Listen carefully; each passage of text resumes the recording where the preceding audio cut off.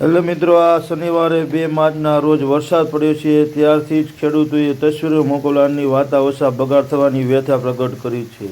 અહીં કેટલાક ઉત્તર ગુજરાતના સાબરકાંઠાના તસવીરો મોકલતા ઈડર તાલુકાના કૃષ્ણનગર ગામેથી સૂર્યકાંતભાઈ પટેલ કહે છે કે આ શિયાળો પાક જેટલો હાથ વગો કર્યો એ નસીબદાર થયો છે, બાકી જેના ખેતરમાં પાક ઊભા હતા કે કાપણી કરીને પડ્યા હતા એને તો હજારો રૂપિયાનું નુકસાન સહન કરવું પડશે। સરકારે સત્વરે સર્વે કરાવીને ખેડૂતને ભેર તાણવી જોઈએ। અમરેલી કિસાન સંઘ ઉપપ્રમુખ અને કુકાવાના બાટવા દેવડી ગામના અશોકભાઈ હિરાણી કહે છે કે વડવાઓ કહેણી હતી કે ઢોર જેટલી ભૂખ અને ખેડૂત જેટલી ખોટ દુનિયામાં બીજું કોઈ ખમી ન શકે। સરકાર જૂની પાક વીમા યોજના તો અભરાએ ચડાવી દીધી છે। અત્યારે ખેતરોના સર્વે કરીને ખેડૂતને મન ફાવે એમ સહાય ચૂકવાય છે। કાંઈક વ્યવસ્થિત સર્વે કરીને તાત્કાલિક અસરથી ખેડૂતોને યોગ્ય સહાય આપવી જોઈએ। મિત્રો, તમે તસવીરોમાં જોઈ શકો છો કે કેટલું નુકસાન, ઘઉં આડાધડ પડી ગયા છે। આ તો હવામાન વિભાગ અને દેશી કે પરદેશી પદ્ધતિએ માવઠાની આગાહીકારોનું ભલું થશે કે આ શબ્દો એક બુજુર્ગ ખેડૂતને આયાથી બોલી ગયા। એમણે હજુ 2 દિવસ પહેલાં જીરાનો પાક ઝડપી થ્રેશરથી કાઢ્યો હતો અને ઘર ભેગો કર્યો હતો। આપણું બદલાતું હવામાન હજુ એક માવઠાની પીડા માંડ ભૂલ્યા હોય ત્યાં મહિને 1.5 મહિને ફરી ટપકી પડે છે। કાચી મોલાત ખેતરમાં ઊભી હોય છે ત્યારે તો બહુ વાંધો નહીં, પરંતુ ખેતરમાં તૈયાર થયેલી જણસીનો ઢગલો પડ્યો હોય તો ઢંકાય। ખેતરને કે ખળાને કેમ ઢાંકવું? વર્ષો દરમિયાન સતત હવામાનના પલટા આવ્યા કરે છે। છેલ્લા 5 વર્ષથી જ વાત કરીએ તો કાં તો ચોમાસું પ્રારંભે વાવણી જોગ વરસાદ ખેંચાય, ક્યાંક આવે તો દે ધનાધન સાંભેલા ધાર વરસાદ પડે તો આ ખંડવૃષ્ટિ જેવો વરસાદ પડે। ચોમાસામાં મધ્ય લાંબો સમય વરસાદ ખેંચાય અથવા તો ખરીફ મોસમ ટાણે જ ટપકી પડે ને હાથમાં આવેલો કોળિયો ઝૂટકી લે છે, એટલે ખેડૂતનું તો દળી દળીને ઢાંકણીમાં આવી જાય। શિયાળો લેટ પડે તો ક્યાંક કાતિલ થડની મોલાતને વસમી પડી જાય છે। અચાનક જ હવામાનનો પલટો આવીને આકાશે ભર શિયાળે અષાઢી માહોલ સવાય। મિત્રો, આ એક આપણા ખેડૂતની એક વ્યથા છે। આ સરકાર સાંભળે તો સારું છે। હવામાનમાં પલટો આવીને આકાશે ભરાય અષાઢી માહોલ સવારને ખેડૂતનો જીવ અદ્ધર તાળે ચડી જાય। ગત વર્ષે પણ આ જ સમયે હવામાન પલટાની પીડા ઊભી થઈ હતી। ખેડૂતોએ જણાવ્યું હતું તાપમાન સતત વધારો જોવા મળે, શિયાળો શરૂમાં થવામાં વિલંબથી જેની પોણે પાણી નો સતારો હંભેશ છે એવા ખેડૂતો રવિ વાવેતરના બ્રેક મારી રાખી, બાકી જેની પાસે ગણતરીના પાણી હોય એને તો ઠંડી કે ગરમી જોયા વગર શિયાળો વાવેતર કરી દેવું પડે છે। એમ ન કરે તો અડધો શિયાળો પાણી ખૂટી પડે। છેલ્લા 3 વર્ષથી શિયાળો જલ્દી વિદાય લઈને ઉનાળાનો અહેસાસ થવા લાગે છે।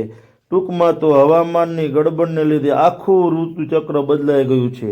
આ બદલાના હવામાનમાં કાં તો વરસાદનો સામાન્ય કરતાં વધી જાય છે તો ક્યાંક દુષ્કાળને માથું ફળાવીને હાજર થઈ જાય છે। આ શિયાળાની પ્રારંભે નવેમ્બર ઉતારો માવઠું થયાના બધાને યાદ હશે। એ વખતે તો પાક વવાતા હતા તો ક્યાંક ઊગીને માંડ સમાન નમા થયા હતા, એટલે બહુ વાંધો ન આવ્યો, પરંતુ અસલ રવિ પાકો લણવાની કહો કે હાથ વગા કરવાની મોસમ ટાણે જ આકાશે ગોરભાંતા વાદળો ખેડૂતના ખેતર કે ખળામાં રણપટણ કરી નાખે છે। આ બદલાતા હવામાન માટે આપણે કોઈ એક સમૂહ માટે દોષ ટોપલો ઓઢાડી ન શકીએ। આ બાબતે આખું વિશ્વ જવાબદાર છે। આખા વિશ્વમાં જે કાંઈ થઈ રહ્યું છે એની અસરોને કારણે કાર્બન વધી રહ્યો છે કે ઓક્સિજન ઘટી રહ્યો છે, ઓઝોનનું પણ તૂટી રહ્યું છે, એટલે ગરમીનો પ્રકોપ આખા વિશ્વને જોવા મળે છે। બરફના પર્વતો ઓગળી રહ્યા છે કે પછી દરિયો જમીન તરફ આગળ વધીને સુનામી સર્જી રહ્યો છે। મિત્રો, આ સુનામી શનિવારના 2 તારીખની ભરપૂરની છે।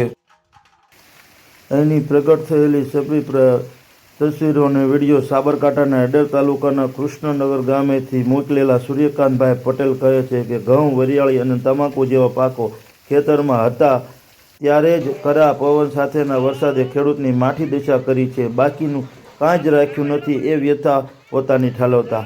આ સિવાય જૂનાગઢના મેંદરડા તાલુકા માનપુર ગામમાં પણ આવા જ 5 વીઘાના લેટ ખરીફ ડુંગળી અને સૂરી માવઠાના લીધે 6000 રૂપિયા ખર્ચેલા પ્લાસ્ટિકના કાગળ પણ તૂટી પડ્યા હતા।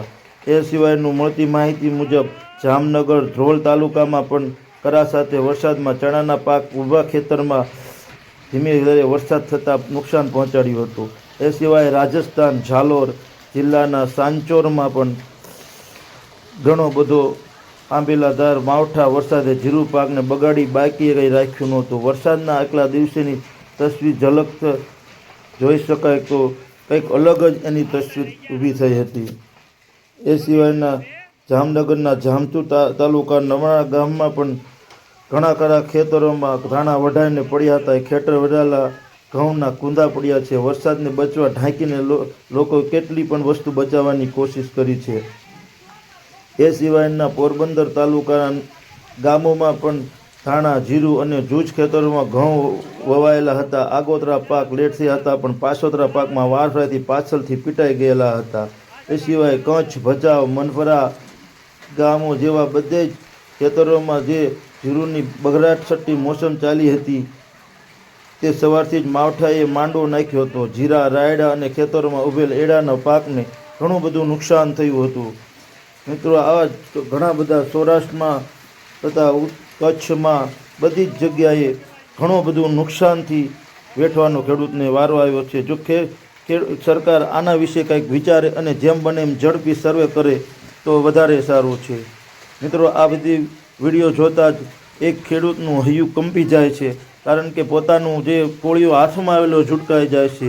પોતે પરસેવો પાડી ટાઢ તડકો જોયો નથી, રાતના પાણીવાળી ને જ્યારે લેવાનો વારો આવે છે તો તમે જે તસવીરમાં જોઈ શકો છો એવો વરસાદ બઘરાટી બોલાવી કરા સાથેનો તમે જે પાકના વિડીયો આગળ પણ જોયા તે આડા પાડી દે છે. આ ઘઉં વાઢવા કે શું કરવું જે એ નથી સમજાતું. જે જીરાના ઢગલા છે એ આવીને ખળામાં ઊભા છે, ત્યાં જ ખળામાં પોતાની નજરે જીરું તણાતા ખેડૂત જોઈ શકે છે. મિત્રો આ સહજ તો ખેડૂત જ એક કરી શકે, બાકી વેપારીને ખોટ હોય તો ખબર પડે. આ ખેડૂતને જો તમે મોટા મોટા કરા જોઈ રહ્યા છો એ આ એક કાશ્મીર જેવી સ્થિતિ થઈ ગઈ છે.